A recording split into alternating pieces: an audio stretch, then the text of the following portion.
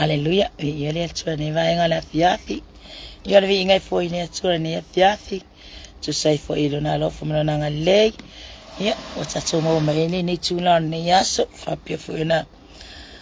Fai on tatu ma futa foi ne for calamity testimony awa. Ia vi ele atua.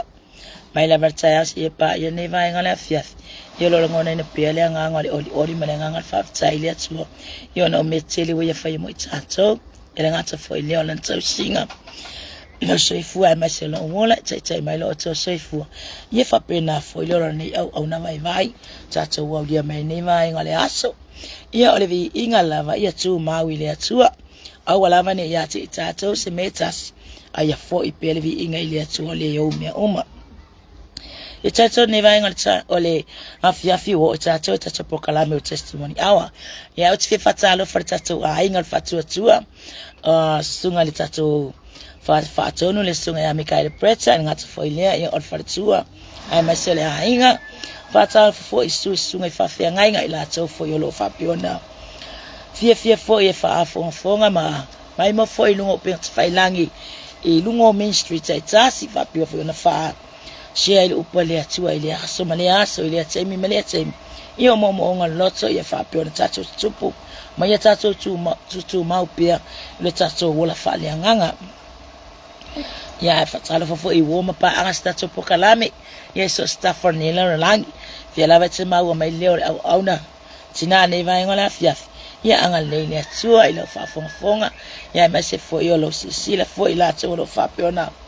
o ana ngai mai lunga ya langa leo le tua ne fia ya sai to sitalo ama tai to proclaim le tua mato sama mato fa fo vi nga ya ti no mesi silwe fa ya moi mato we sila fia fo proclaim ne vai ngola fia filo mato sama testimony ao ye po me fo tupul mato wo langa ya mesi for say for la fa now te ton lava mato lot ele so mato poto mato wata mai ele fo so mato malo sitama mato te mai fo inisio nganga ai mato te fa moi lo nganga pa ia olawa fio ese fili wa ina o mata o langa le mata te fa tai pe la wa fio le se me fa ngata ila wa fio talo for ne va ngana fia fita mai la opu ya fa manuela opu ne ya fia fi fa manuel fa ngolongo la fa na la fo se opu la mata fa so ai ya lo to ya ina nganga wa fio ina ya ina sia nganga e fa mausali e foi lo mata wala au na ila wa fio mai se foi sia nganga lo fa vai mai ia fa peona to matawina foi finangalo e mesi foi o loto ila upu ina ia fa peona mato fa so ile aso mane aso ina ia fa peona ia ina pe fa marsia pe mato wala au na mola wa fio fa manuia la upu ni ia fa no Yesu amen amen ia vi ele atua ni ia fiafi ia tetonu ia na wailunga tato proclamer tato tu se mo semana tu mo tato por nei foi afia mo mai la le Hosea tu se profeta Hosea no tau peono alona foi o peono Hosea no tau peono alona foi o peono fa peono feta wina o wale lo fote lo toia ai le ortau langa ye lo foi le tua sili le ilo manatu tau langa mu amen o wale lo fa o te lo toia ai le ole tau langa ya ilo foi le tua sili le ilo manatu i taulanga mu amen ia vi ele tua ne ia fiafi se o pufe fa peon tato fa fo ia pe fa ngoro foi ne ia fiafi ma ya ole alofa o te loto ile alofa ai le taulanga amen fa ma ia ilo foi le tua sili le ilo manatu i amen sili le manatu i taulanga mu amen. Hallelujah, Jesus. Hallelujah. Atato vava ai nei fo ile upure nei ole alofa. Se foi se au mainga fo ile upure nei ole alofa. Be atato fata tau fo ima tato sila fo ima vava ai ile alofa tato watua. O se alofa fa maoni o se alofa ile foi. O se alofa ile tawi masui. Ia o se alofa fo ile mafaiona. Ona va ia pe fatua o ia foi ele fa pe siri le tua tangata me tonu ai to so tangata fa le fa le Hamilton amen e tu sai ne tu sanga cha uma piona to au mai tato ele perfetto Jose ni vai ngona fa tato te ma fo fawati di ya ma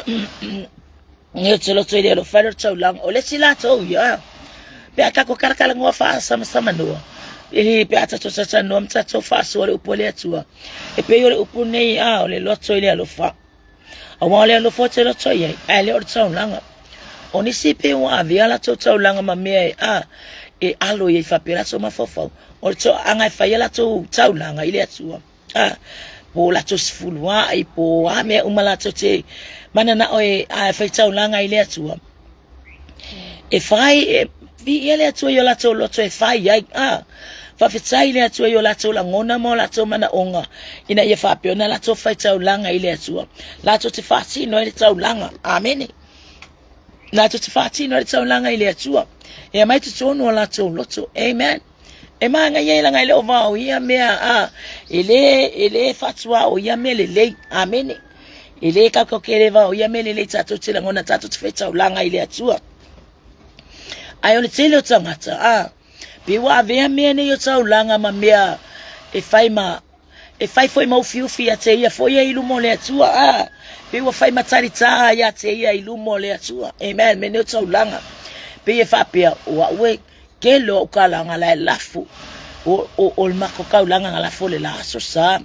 ya fika la mako ka langa la tsala no le tau langa faletino amen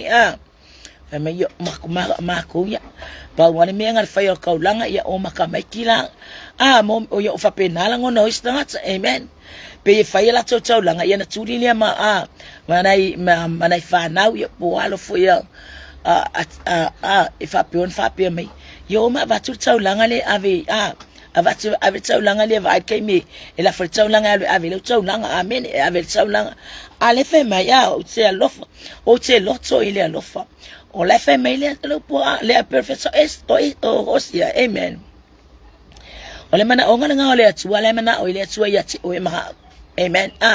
ole mana o mai le atua ya e lofa ya te ya momoli atulo loto ya te ya ofo atulo lowa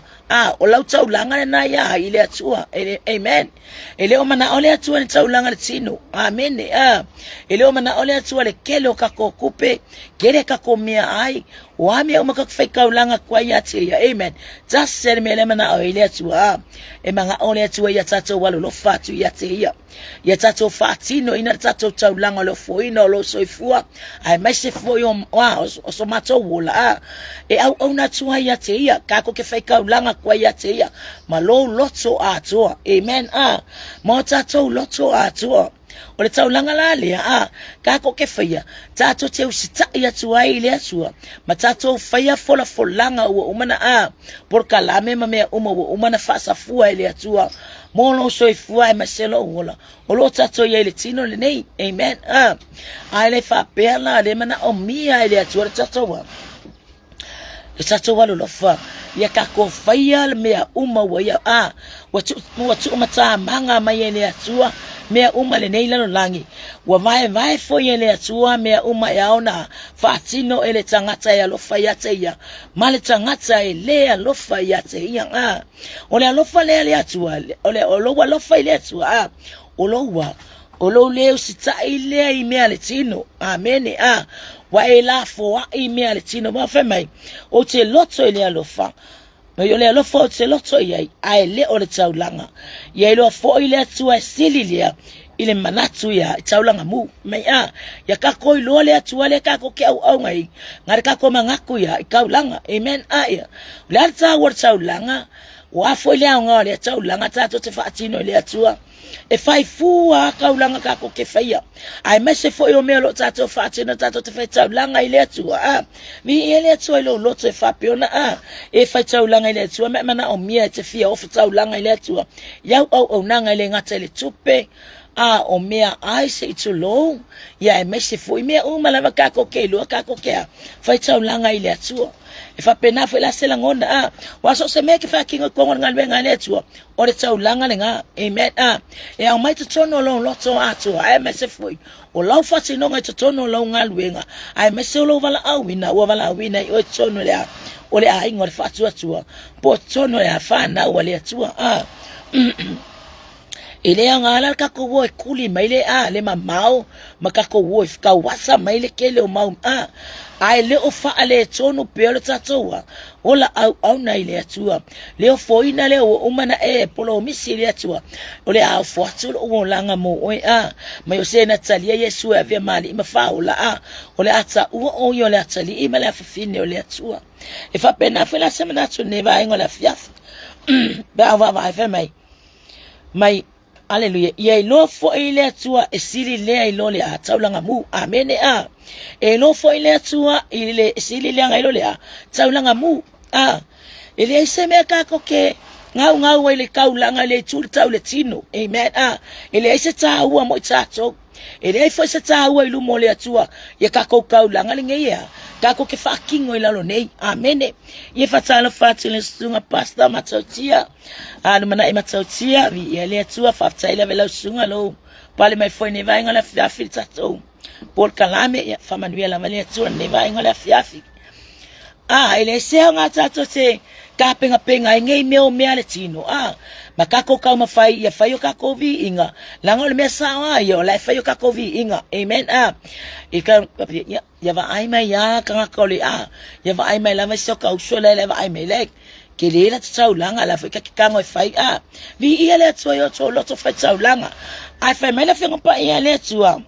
Ia ilo fo ile tso esili le. Esili le ilo manatu tsau langa mu. Amen. E po ala salu ingo ngai mau me ka ko salu I foi la longai mai mau war ka ko kai mai mau fu ka ko kai mi ka ko ke mana tuna tua ia mea malea tasi la male me lo mana mi ele tua ole alo fasili le taulanga amen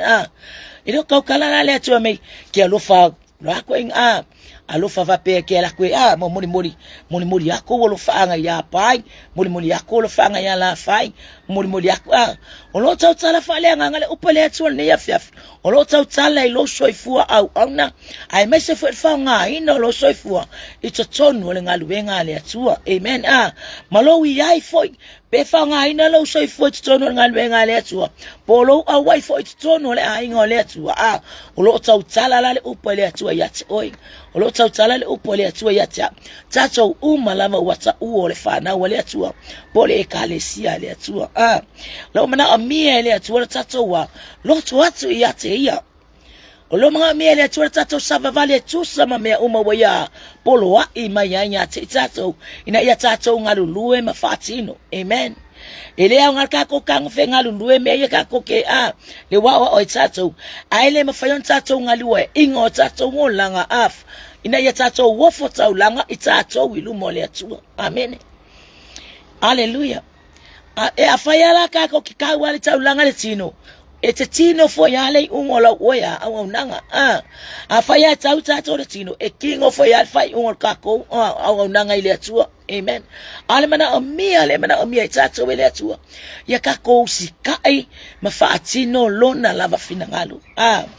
Pio na fai mai ile mbo le ngakora ni tsomta suma tsolu nga sawe fe momwa le fe mai le alofa de ka kale fo ile mommo ko ni tson ha lom tsa suma tsolu le ile alofa fo a fe tsotsa le ngana tsangata atso ma nged ai se alofa ema ufua le kai mika ko ke ngalu lue fua mai mau fua lusi fua ka ko kaimi lusi fua ka ko fa halu fua me ko ngor ngalu nga ale atua mafafa me ole ke halu le mafukanga ole ke halu fea ole ke halu ko ngor mako la fellowship mako va ngai o fea la fel mako fonka kalo fea la fel mak ai to mai to tono le fati nonga ole me mana o miele atua e oki ako le lo fa ya tsato ele ngata ina e lo fa ile atua o uso o uso tanga ye yo o tafa na fia mau se soani na fia mau se nga fo fia mau se tupe nga fia mau oila tato uma kama winga ye kele ale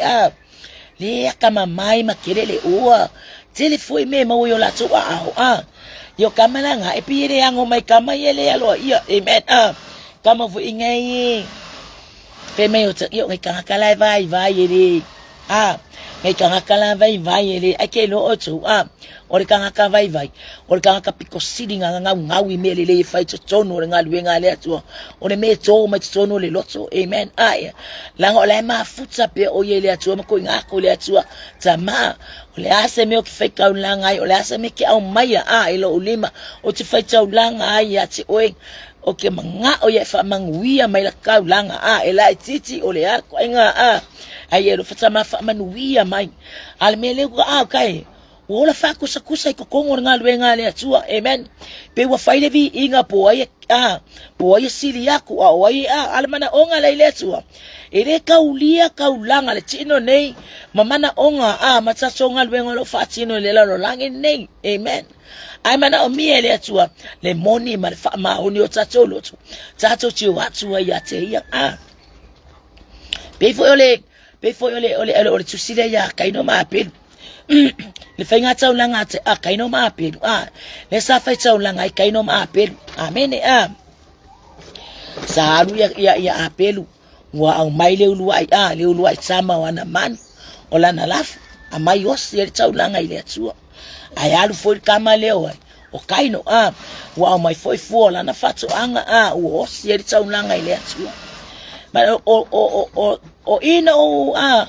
na fa fetai le atua ile fai nga tau langa le atama ni so lua ngaloko ala ua mafili ai la ua I mea le amen ele fa pe fo ele iloko kama le oi o kaino la tau langa ale nga lua fai fia au mai tau mai ya lan fatu anga wa mai wo fai ele ngo singa tau langa ale atua pe kaino fo ia amen ya ai fo kam aina filifilia la bertama ne yo pelu le lua imanu le lua itama la na lafu amen ngau mai yo se tau langa ile atua amen ya nga vai kaimi ele mana o kaimi nga la ka fa ngolongo bar kaimi fen kwai amen like fa me ka ki yo se tau langa yo si toto manu amen yo si koko manu ele fa pengo yo singi ni kupe wangi mea fucking le au nga singa tau langa pole afo langa sala musa sai fia Israel po wai fer kanga kaya nga sala alwanga ya fasilana manu malu ya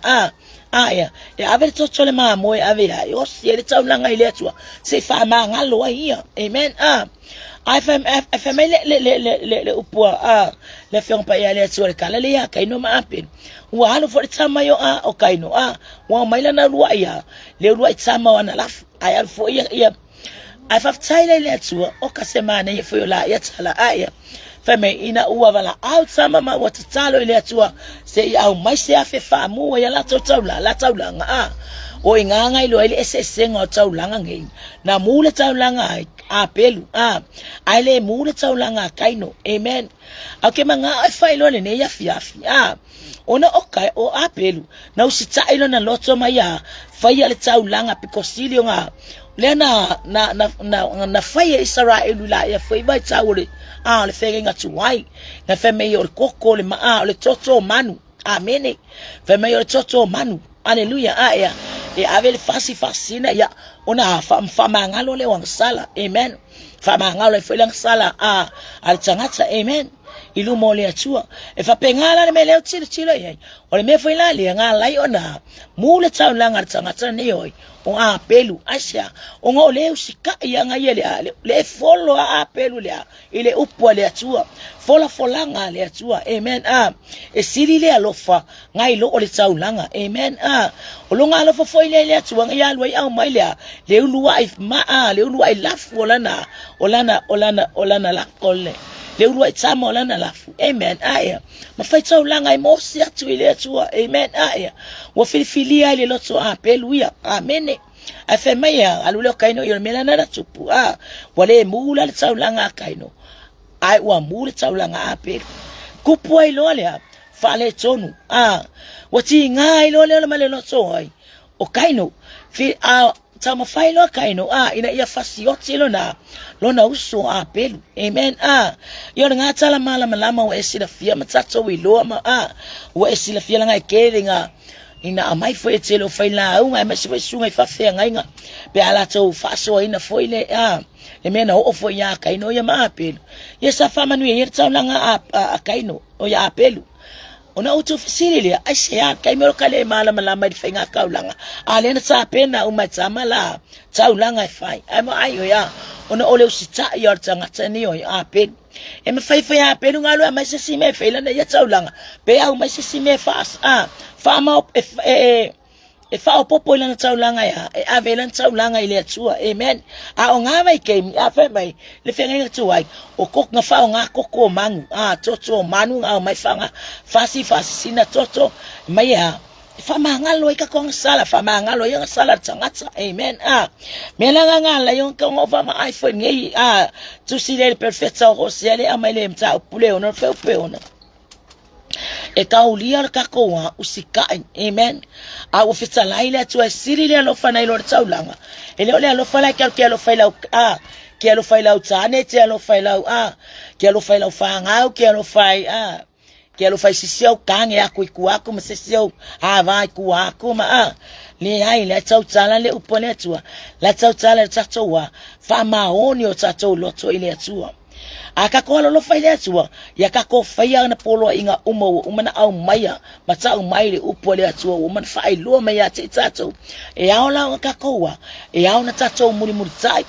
e au foi on tato wa o ina e au foi on tato tu mawai mai awani ave tato man tangata e fa aloto lua amen awani ave tato man tangata fa aloto lua pe moi pe sa o pe apa wale mea o le wata o mai le fiona pa ya le atua e au foi la on tato sita e fatino amen e fa tano fati ya sister Lucy mi ele atua fata simane vai ngala fiafi ya famani foi ile tua inga luenga foi ma tu ne yaso o ma o fo ya mo mama ai fa pe se foi le manga yo le o mai ngole upole atua e ho se a ila to wia le o mai nga foi mamo moli mai e langa le kele o kanga ka lo la fi tsaulanga amen ya akele ya ukupe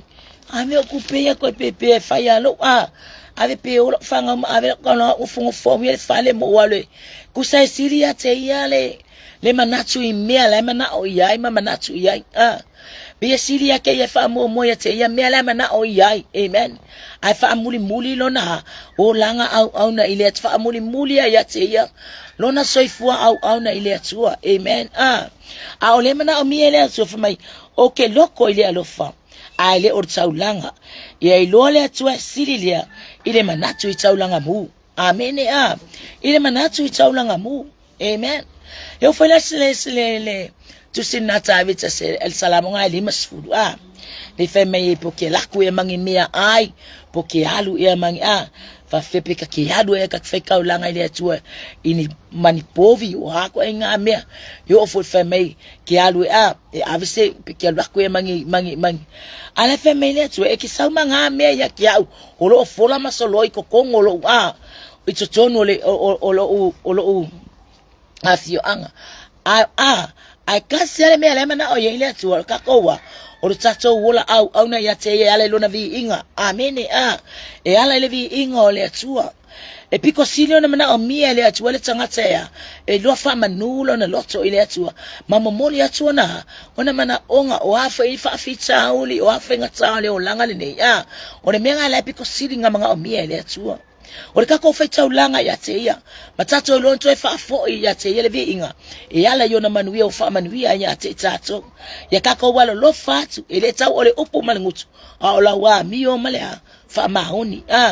o kako wa mio makako fa markako fa mahoni o me piko sili nga ka ngwa ile atua ele ka ile atua ngi mau mea ye ngasu solo mai hape ya so walu ya ma wan oka faila o ke kusi fies ai ya fela o ke kusi ngave fiku wa ongo lima ala sila fiele tu ala tata wola nga fia au ona amen ola sila fiele tu tata loto e fia fai mele le mo nga lwenga le atua ya lan ko kupunga mga ongo oyo le atali imala fine ole atua e fa penga fola mana ongo le atua le mana awai ya kako walo lo fa kuma kako loko ako awage ko singa foka ko loko ngisi me ale tino au foi kako kio aku ngar kako ava ko tau langa me tau le tino ai esme o yo tato mai ese foi meu e eu tato loto ese foi meu e eu kako mafofa ole te mana tua le atua ya so ole foi ete mala malama ale me na yeti oi ekele manga oya ave se taimi mo le atua e ke mga oi fatino pe mela ya ete loto oya ala femele upole atua le kaukale perfecto osia awa ole alo fa o te loto oya amen. Ele o fai mai la o kaukala mai a kako ele o kaukala mai lale le perfecta ho sia fa pio o le fai mai o le alo fo ke lo ko ia amen awa ai alo fai lo watua e ke lo foi alo fai le show so tangata ai lo alo fai le atua e te lo alo fa tu tangata matitiva ai alo fai le atua e ke lo foi alo fai ke la ngonga foi lo alo fai i tangata lima vai amen ila to lo fia mo se fiso soani ar mengene ikako e manga wa kako le final fasa mo ya so le fa fa ya vi so fa ya me venga ikupu kele le langi hola fa la nga million ya e manga fo ya fa po ko le kenga nga million ya anga o le sa nga mo me ile manga o kama vo nga ya mo me fa po ngila ko kama mangila ko kengi ingi au fai popo mangi au kuisia mangi au eri pipi amen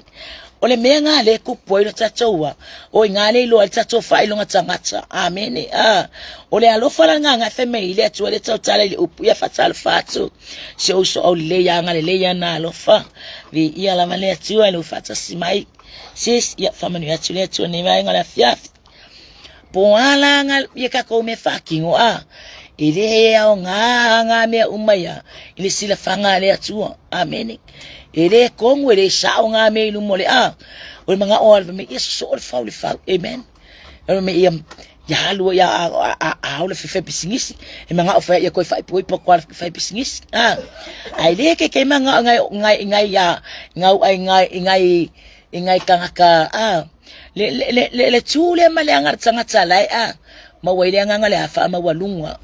le anga fa mawalunga ile mafai ngai ya yo inga ile mfeyo na yo ina sitsangata betalia sitsangata le tawaloa mativa lima vai mai pe alwa kulonga kali polo na fifa pe o fi fai po ya hai o fi fa e mo so se fia fi kenga ngai fi na nga fi me nga palasi fa ne se pisingis be o ile ai mai mo kai si der fa kakia o nge fe koi foi wala me nga le fe me yo te lotso ile alofa ai le ortsa langa o le upule ale atua amen ile nga ya ka ko nga me Paule me ya tato ya tato wa fina finau tato te stava vali matato fatino upuo umana fola mai ele atua ya tato kako ke manguia ai amen ele fa pe fola mai ele atua na upuma ma plan ele atua me uma ilo soi fu le langine ngakale manguia ai le langa fai ele atua me uma unga fe me ya nga ke loko ya kako manguia ai awani yo tato mana ia awange ya veange ime o kaulanga le tino ma me fa pe ai walava makokoele ai lumole atua lo kaulanga amen walava nge kupelai la sila fiele ko le o ke fai kaulanga ya so uma o ke fai kaulanga ya so sa e fai o me fa le loko e fai o se fulwa fai o se fulwa o kalkele o se fulwa fai walava le ya sorry seto nati pela ya upa fa anganga o ingaka ke e tu fesili ai la ngona mamanatu amen felo walo fana elo faile atu ile o me ale tino mana o ile atu o lo soifua amen o lo uwola o lo soifua o me ai o lo mana o mi ele atu amen la ngale me fai me ngi ka ko ke fai ona ave tatou lea ona ave tatou le mele mana o ye le atua ka ko ke urufale akwai ka ko ke mangui ai amen le ai o mea ia e ngaka ila longe ile ave fangi me fa por kiki luma lele iluma no fari o le atua le ai e ngaka ila longe me finga ka ke aka ia me nge ku kupu me nge visa ia va ia o ala au fai por kiki ele me o ye au fai por kiki wa luma le atua ele ai ama se me por kiki fai luma le atua nga le ami o tonu ama me sa ola ya la mana o mi ele atua ta to se fatino wa pole ale kelo kupe pole ale kelo fale o lo wa me o me mo yo por kiki e fai e ngaka ila lo nei amen o lo wa lo fai le atua o le me pito siri le na ona mana o mi ele atua o nga esa lo le e alo fakulo nga yo so makikiva nga yo so vai nga yo so lo fie mo se fiso swani o ka ngaka nga le fai mai pia yesu ya ila tama pu wo ngali le telona ya saka yo me vale na usaka yo mana usaka yo ya lwe fieva aya ya yesu winga ngai kolose kwa kama do saka yo le lo atu yesu mo e kulisi piko le lo fiwe ka wa ya elunga pe manga o fafa kulisi kame kiki se stanga tsala pito iluma ya tia ele mafainga nga lo atu faingi le mafainga lo ko sakayo amen le mana onga nga ya sakayo paula va se ka kilo tsanga tsa o yesu amen halo lo kamado fa kingola nga fie kilo ile ya elungo le elungo le la amen elungo le ole ngiu o ile ai le ngiu le suka molo halo lo kamado elungo suka molo fie va yesu me yo fe mali wa yesu ilalo ile motu tangata amen ngasila fie yesu le loto tangata amen ngasila fie yesu le loto sakayo amen wainga ilu karkalu ole aso le ole fa manuia ile atue ya sakayo me ya savale yesu kepa yesu lunga le o ngai lu akusakayo le lunga le la au mesakayo va vei fongi ai lalo sakayo va vei fongi lalo o nei lava tasia fe lo ye ma oilo fale o ke alwa ku ya ki oilo fale veska kalam kalango tsala yesu sakayo ya va vei fongi ai lalo o le asor ngi ka fe lo ye ma oile le loto me tsanga le loto le mana o yesu e fa ilo ya sakayo amen le mele mana o yesu se imomoli atu le loto le kelona o le telona ngi yo sakayo se ku wako ya sakayo se upu masatala inga ya mala malama ilo na loto ilanga meale fa ikokongo le o le la fonga amen e fasili kele la fonga nga kango nga ya o iskupi ave skupi wa menga sakayo nga fa amen la kulo sakayo alu no fa kwa ifie sakayo ka penga lo nga fali fa kali ma yesu ya fio le yesu le fale sakayo karkala ngom sakayo ya ko lo yesu ya sakayo lo yesu ya sakayo wa fa ola ina ai ngar ngi fa ola ina ai ngi fa me ye ka o ke yesu mai wala alu ku fa umanga me ka makikiva wai kanga ika mai yake la lu kufa ya me la mai ke maua o inganga fa ola inga ile loto o inganga fa ola inga ile nganga tsa ole tsoe ina ne ya la fungo sakayo amen alu kufa ku kupe kanga kikiva amen ole lo fanga le mana o ye ile tsua ole lo fanga malotato loto ya tato chiwa te fatino le upu ai me se foyo o fola ele atua ya te tato nga ya kako nga luluema ya kako sava valia fatino me umo fapiona tu siele upo ele atua yo la me kupi saka yo nga makoi haleluya saka yo mafama ulalo saka yo makoi fako ese saka yo ile atua e kusamanga yo inga nga fight amen o yo telona ola fonga o yo foi pico silinga nga o ye la fonga amen ia ola akele ame ka faru ngono me ia wa ai foi e pai kupele wa ai foi just olai sila le atua. Amen. Olai sila le atua. O mo fenga o me le atua. Le tusia o tato te vava ai. Ma tato chilo ye. A warka ko wa. A warka ko ka penga ka ko ka penga kwai. Ile lange malea. Male no o mana fola mai ele atua ya te tato. E fai mo nu. Amen. Mai ka ko ke ngongo fa kasi mar ka ko wa. Male tato wali fa lo Yesu. Kako fa kasi ai pe o menga le e kausinyo ye kako al menga le feme ye awa ole lo fa ole loto yai awa ole lo fa o che loto yai ole opule ai opule ale so fai lo ya hosia ka waku ta watu le nuoi ide nu ole atua inga ye fa pionga la kowa nga lulue ma ya la ko baba ai ngala ka wa se ka ulanga ngayo yos ngala ka ngo fa kupua moi ave aulo yosi e fa we kupua ma fa ai o yosi ka ulanga le ole menga le ke manga oi amen wa ka wa ngala ko ku au ngi ala wo fa isia isia ku o foi ma ala mana mia ele atua ka ko loko la tato loto ile lofa amen ya ka ko lo tato wala lofa ile atua pe ona lofa mai ole atua ya tato taulanga tasi ai afena ya tape na ina mo oema nga ya ka ko saufa nga ile langi mali ole fam vang yo mienga le manga oile atua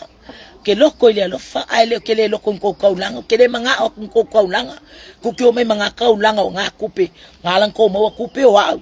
ngalang ko mo nga me kele wa wa fa manu yanga ye nga maku amen nga kusa ile atua le tangata ami o tonu man tangata sa fa me pole atua kuwai petanga tami otono ya mi otono peya ai kuwai petanga tami leanga peya ya e yele kaimia e tu ese na ile tanga tami le mal tanga tami leanga me velanga le kaukala ile upole atua ne ya fiafi ile au fai taulanga ile lokole atua nka ko kaulanga amen fia se lau fia ya ai mana ole atua ya moni mfama oni lo tato walufa ka ko kikausisi ya tausia na polo inga matato sava vali polo inga wo umana ta umai ele atua ka ko sava vali ai ile nganga fengo fio ngame kaulanga ngar fayal kaulanga ya ave ka kaulanga nga ya ave ka kaulanga nga kong mino kay kaulanga ala fo mai sengi ave ko sengi nga ave ko awale kusai makako amyonga amen so ele sino makua aku fa so miki uru manga ya ya awafu ele mana ole tu tau langa ya amen ale mana o enga manga o ile atua o ole mana o ile atua o wo fa tau langa lo sefua o foi wo mana ave lo wala moletu e kele pule la kako ya kako amen ole to pule tato ya tato ai pule le atua le fasino manga e fasino ai lo sefua meselo wala kako ki uska ile le upole atua ai awangi kako sifka inyo kako mangako langa fano ai tato male mawe kako no fuanga maule langi mali on la fama va wo mana ta pena ele atua mo e lo fa ya te menga manga ele upole atua ele nga kai nga au mai tato ni ila lo langi ole su engor kanga kai nga ole su engole au tsawa le atua ele ngeila lo langi amen le nga ele fa ngofie ya luar fo e ya kan ki oso ila kaika makwe ka falo ngakwa kaulo ka fai ai wa ka wa nga ese lo lenga ngana ya yoso amen ese lo ngana yoso amen e fa pe ngal fa samari ngal fa samali le lo langi ka ko o e ma we atua amen ono fa savali tato we atua ya fa kai melu ye ka ko e fa ke mi o mele ma ya iska ka musu ma ai kia wa ya au fa ngasiasi me fo ya atua ya tato le ma ife ke me ko mai lu I mai mo me ka pe ka ko ke la vatia ka ko sila fo ya sila fo mo ba ai fo ya wi ya yo ke le ki ngam finka nga o ya yo ele fo ya le lo fo yo pu le tu aku mau pe le lo fo o ka ulanga piko sili ya nga mga o mi le tu o tato wola au ona ai masi o tato loto tu ina atu ya te ya inga ye fa pe ona fa pa ya ino tato o tato tangata amen ngai fapa ia inga kero ele vale se kali me ile atua ile mana ongor tangata ya e alofa ile atua Ile o me kako ke ave kongo nga luenga le atua nga familia walava le ataulanga mo le atua amen walava nga kaulanga o le atua ele o mana o ni taulanga le tino amen a o lo so ifua malo wola kako ke au na ia tusa mapolo inga le atua kako ke kausim kako sava vali ai ia ona tato i lo le ole mala malamo le atua kako ke sa ilia kuai makako wa file mu ai langa family no fanga le umanta pene le atua mo tato no fanga le se tangi ile se tangi le se fa no e family ngale oli ama le bese ma haleluya ma fafatsai ma siva ilu mo le atua ma faya una vi inga amen langa le mena na ona fai tato le atua na family le salamo fa salamo tabi tsali masfuru ko besuma lu nga fa pe mai si family le me ele mana oni tsaulanga le faya le tsaulanga ma vi inga ole faya le tsaulanga ma vi inga amen ole faya le tsaulanga ma vi inga ole avale ile atua ole faya le tsaulanga ma vi inga ole avale ile atua amen ka kiri o mangi me ka ko kio yo sing kaulang ka ko kiri o mangi povi wangi me ka ko kio ave makwa ifai mangi pusa apa mangi pusa mangi pusa ngi me fa ngai fai le lo langi ngai hele ai la ve mai anga ofia ai wo fa ke o ko wea ya ma se yo ai alanga o me lo fa ma solo o ye o nga uma me ngai me ngai mana o me ile tso mani me paule me mana o ile tso ya tato ya tato walo lo fa ma oni ya te ya ma tato tau silana upu ma tato 5 inga ya te ya se ya o ile langi maliola e fa va ulo evivi ipea la vapea se yo o ina tole mana va tangata soifua o le nei la langi o fa nga pe lo soifua e te vivi mai au na ile atua malo loto fa maoni malo wa lo fa maoni ile atua lo tato atua o yo o le tupu o ia o ali o ia fo yo le fai puli me aga ko ke lo ile matsa o ti o tato atua ile ma ile atua le tato te au na yai amen ile skama ya kuale ka ko ke au ngai moi foi ole al malo ye foi ke me ole kuale ka ko ke au na yai ole atua e pa ia ole atua e mamalu ele ai se tu samaia olona mala foi asulungia ai pe va ai tangata e taia ile mala me yoki me ngai lo le matau ti ole atua ya foi la ya te tato tato faya le fina ngalo le atua amen ya o me le bala au le atua lo fa male ina lo na fina ngalo ilau au nanga lau tau langa osi le atua ile aso male aso ile ataimi male ataimi o lo soifua malo wola yo tato por kalame na testimony awa ile nei vai ngole afiafi ona o tsaitoni o lo ifo ini so por kalame lo fa pe ona mulia e mai ia anga le leile atua nei afiafi ia maua pele malosi mai se foi or soifua lau le lei sunga foi tato fatonu mai se foi nei au na le atua lo fa pe ona ngalu lue fa tino pe au nanga ile aso mane aso Main Street tasi lunga tato o penga tafailangi ia anga le leile atua fa manu ya tele le atua ne ya fiafi tutem favorite soy ya maua lunga le vi inga le atua ya la fai utato se talo ne ya fiafi ya tama woto el watu ya twa male lo songa walalo fa fo ya tule vi inga ila wafio fa aftai tama ila upu umana mato so mata wai ne ya fiafi mala au le wafio tama ya fa mala mati li lo fina ngalo ila la upu talo ila wafio ya fa peona mato fa longo le poto fa aftai fo ilo ngang pa ile ngalue mai lo mato tama tele ni manatu mai se fo ni la ngona fatino ilo upu ne ya fiafi petsala ifo ilo upu ne ya fiafi na ya mato falo ngolongo pe e fetsalai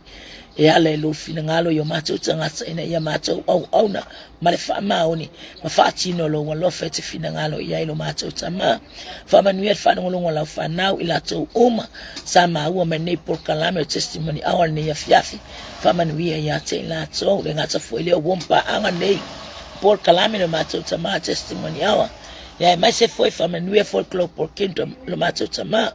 Mo e foi se anga noa fa so e foi nei o nanga ile aso mele aso. Fa manui ala o fio. Anga le mai ore nei aso lo mato tama ila to le anga lue. So tau au atu nei vai anga le afi betu tu lima sulu ala lo upu. Fa manui ya ti la to malato tape nanga fa manato lo mato tama.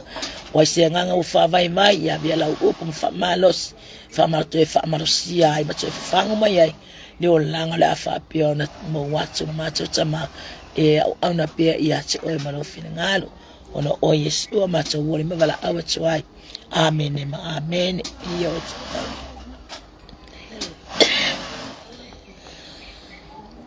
to God be the glory forever and ever amen.